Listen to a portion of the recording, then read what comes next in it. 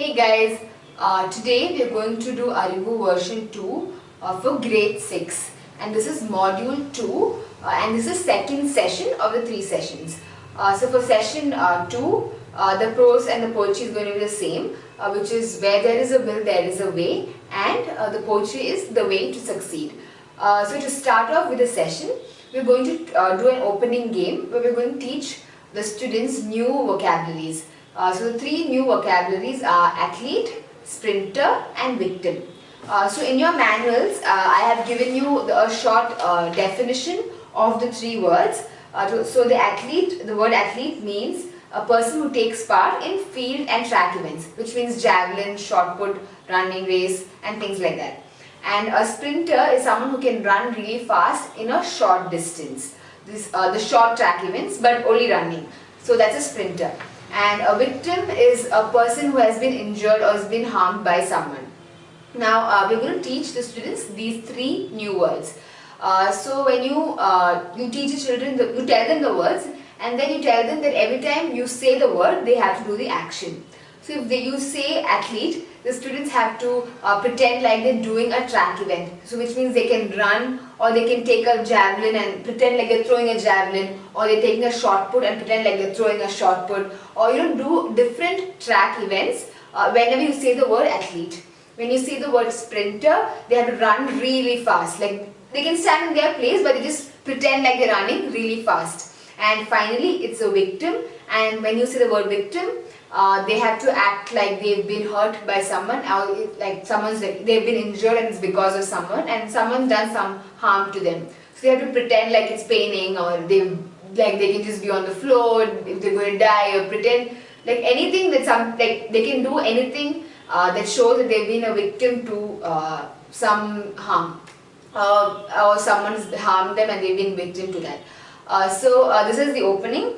Now to move to the main creation, we are going to do a quick game. This is called Let's Rhyme. So for this activity, you have the handout. This is the handout that you have received. So what you're going to do is you're going to cut out each word and give it to the students. You're going to randomly distribute these cut out chits in the class and give one word to every student. Now what you're going to do is tell the students that they have to find out other students with a similar word, that is the rhyming word with theirs. Now for example, if I have the word head, I have to find out students who have the word red, bread, lead, spread and dead. So the activity that they have to go around finding all the words that are rhyming to theirs, and they have to form a group. Now the tricky part is when they are going to find out the rhyming words, they cannot say the word that they have. They have to make another rhyming word. So for example, if the word is head, then I have received head, I can think of any other rhyming word like bread, and I have to keep saying bread, bread, and I have to try to listen to the other students who have a similar word. So I hope that is clear. I will keep repeating my word, but I will not use the word that I got. I will come up with another rhyming word and find my group. So this is the activity for the game Let's Rhyme. The instructions are quite clear, so please make sure to read it and ask the students to go around finding their group, and make sure you help them out also with the words. Now after this activity, we are going to do another activity for learning idioms. Now we have 3 idioms that we are teaching the students, and all these 3 idioms are within the text itself. So this idioms you will find behind the chapter The Way to Succeed, which is the poetry part of the module. For this activity, what you're going to do is you're going to start off by showing the students pictures of the 3 idioms. So we have 3 idioms, which is drive the nail right, strike while the iron is red, and standing at the foot gazing at the sky. So what you're going to do is you're going to show the pictures of these 3 idioms to the students and tell them what it means. So first the children see these pictures. The pictures are literal meaning of the idioms, and just so that you know, idioms are basically short phrases which can be used in a text, but they don't have the literal meaning. So in the text, if you're going to explain something, you can use an idiom, but it is not the literal meaning. You have to have a metaphorical meaning for it. So for this activity, once you teach the students the meaning of the idiom, what you do is you're going to ask them to read the poem. Now the poem has all these three idioms used in it. The poem is from the text. After they read the poem, they have to come up with an experience or with any situation where they can use this idiom.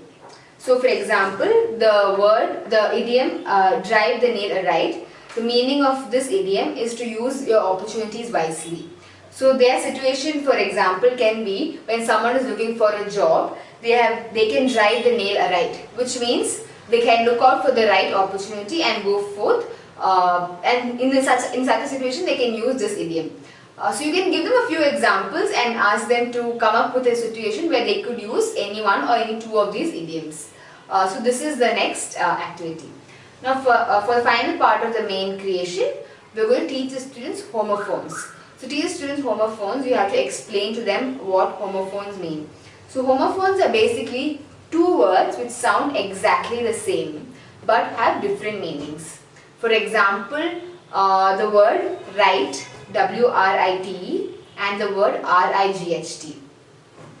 So I'm just going to write it down for your reference.